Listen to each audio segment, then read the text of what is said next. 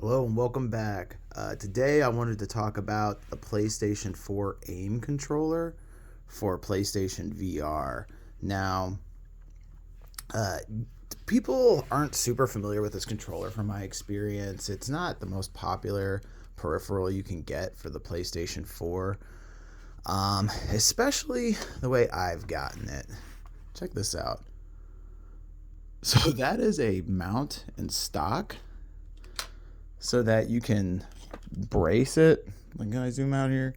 Yeah, so you can kind of like brace it on your shoulder here, uh, and aim it with a bit more of a steady aim, and it works incredibly well. Incredibly well.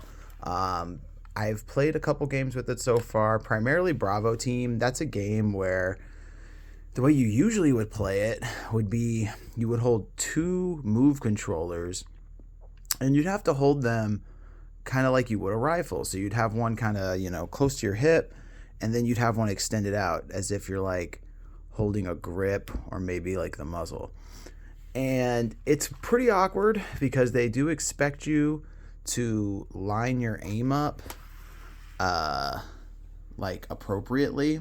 So think of it this way: if you're aiming and maybe your first hand's here and your other hand's here, your sights are going to be completely off. You literally got to get them lined up and angled correctly.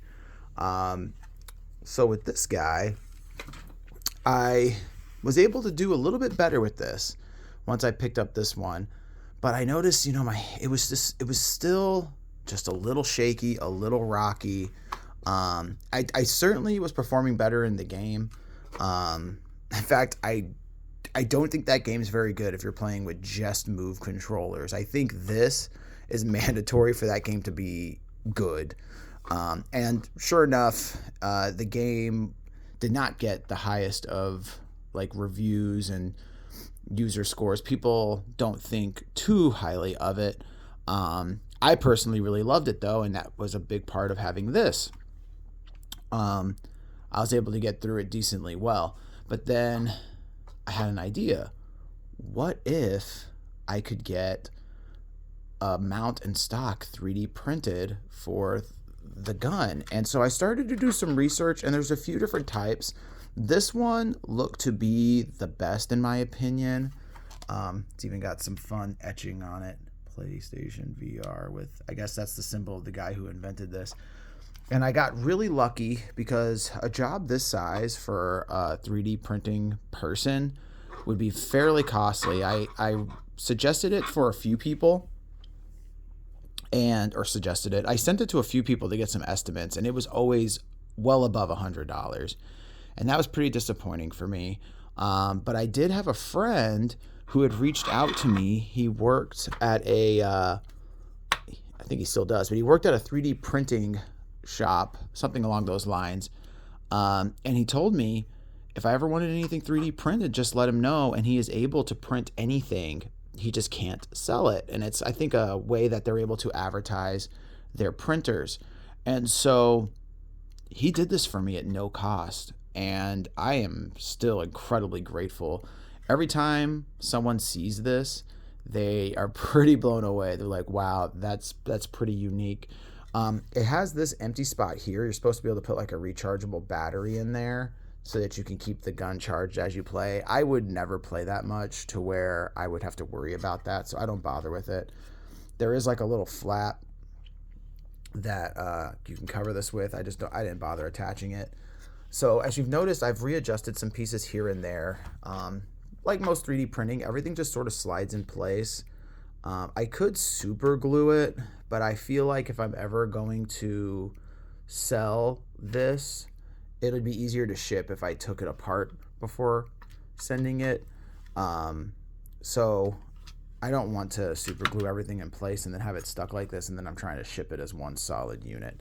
The only thing that I really could lock into place would be my stock, which is adjustable. The way that would work though is you'd have to put a screw in right there. I haven't bothered doing that. I'm actually, with just the way my body is, like it being here is actually pretty much perfect. I think I did screw, yeah, I screwed the button into place. And I was off just by a little bit. It's kind of interesting. You go to screw it in and then it kind of adjusts itself. So that kind of sucked. But either way, it's good enough as it is. So yeah, that's one other thing I could do to kind of keep it in. But yeah, man, it is absolutely fantastic. They have a little sight here. I'll be honest. The measurement for that isn't like, or I guess like the dimensions of that doesn't really line up, and it's not even really necessary. It's more for looks. But this bad boy is sick, man. If you are a fan of PlayStation VR and you use one of these controllers, whether it's this stock or a different one, you can get some more affordable ones. Like there's a $30 one on eBay that honestly, in hindsight, probably does the job just fine. I highly recommend it. I think it really makes a difference being able to steady yourself when aiming in those games, because just a little bit of shaking can really throw it off. But yeah, I'll show you guys a few games that support this controller, because I think in general, a lot of people don't actually realize that this controller even exists. I think it's just one of those like forgotten pieces of tech. Yeah, and so if you are into PS4 VR at all, or you're considering it, now's the time. The games have never been cheaper. They are incredibly affordable. That's one of the things that got me into it. As far as like affordable physical copied VR goes, there really isn't another option. Certainly not a better one. I know PSVR 2, I have a feeling those games will go down in price, but they're not going to go down in price as much as PSVR 1 did. PSVR 1, the tech just isn't the most appealing to people. And so, because it is a little primitive as far as VR goes. The setup can be a little wonky sometimes, but once you're in it, and it's always a blast. So I definitely recommend checking out some VR games. Now, I don't have these memorized or anything, so we might have to pull out a couple just to check, but I know the two that I was most interested in checking out, I think they're kind of sticking, there we go, are these two here. Doom 3 VR Edition and Doom VFR. I've heard really great things about Doom 3 in VR, and as you can see, you're going to be looking for that on the back. PSVR Aim controller compatible. This is the one I'm the most excited about playing. I love survival horror games, and I've always been interested in Doom 3 and wanted to give it a go. So the fact that it got a VR version, it's like, I've never played Doom 3, so this is going to be the first way I experience it, which I think is really cool. And then there's Doom VFR, which, there it is. It's kind of different on this one, but it does support it. And this is a unique campaign, I believe. I don't think this is like Doom 2016 in VR. No, I think, from what I understand, sorry for the sniffling, it's cold out here, that this is its own campaign. I believe it's only like 5 to 6 hours long. That's one thing to consider with VR games, is they're generally on the shorter end of things. From what I understand, it's not from what I understand, but you're only going to spend so much time in the headset. Eventually it can become a bit much and you need a break. So most games don't ask too much of your time. Farpoint, I don't think it supports it, does it? It does. See, so Farpoint is another game that I've heard nothing but great things about. I hear that this is like a must-own, must-play on VR. And this game's really cheap. You can get this game for like $10, $5, at most 15. I think I got mine for like $5 or $7. But yeah, Farpoint, anytime I tell people I'm playing VR on PS4, they go, have you played Farpoint yet? So that tells you something.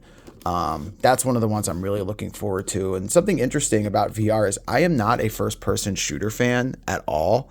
I don't really play first-person shooters at all. It's just not my thing, not my jam.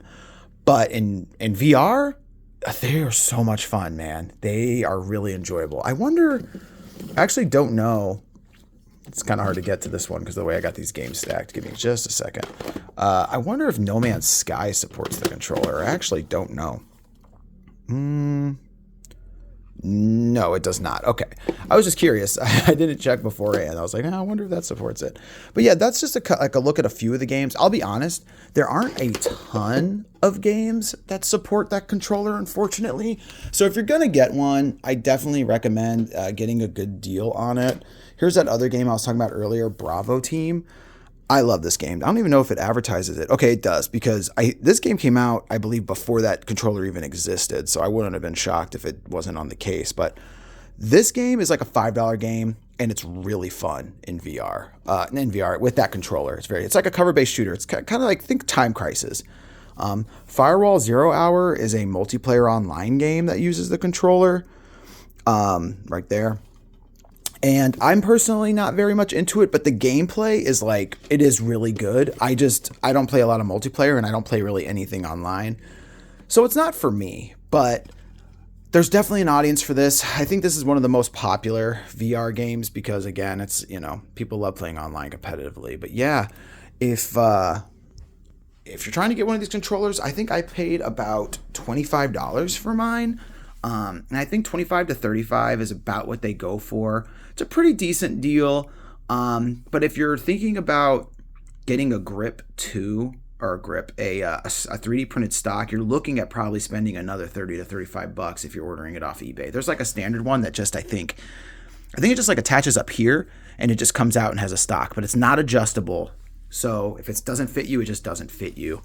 So that's something to consider. But yeah, if you can get it with some games and maybe even a headset and like some sort of bundle deal, that's probably the best way to go, because if you already have a headset, then you can just sell the spare headset, yada yada, make some of your money back.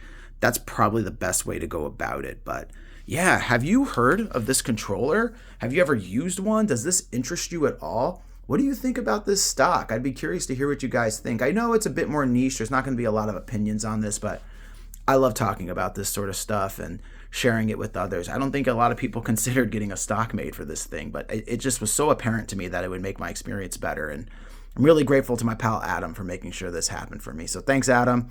And appreciate you guys for watching. I'll check y'all out on the next one. Peace.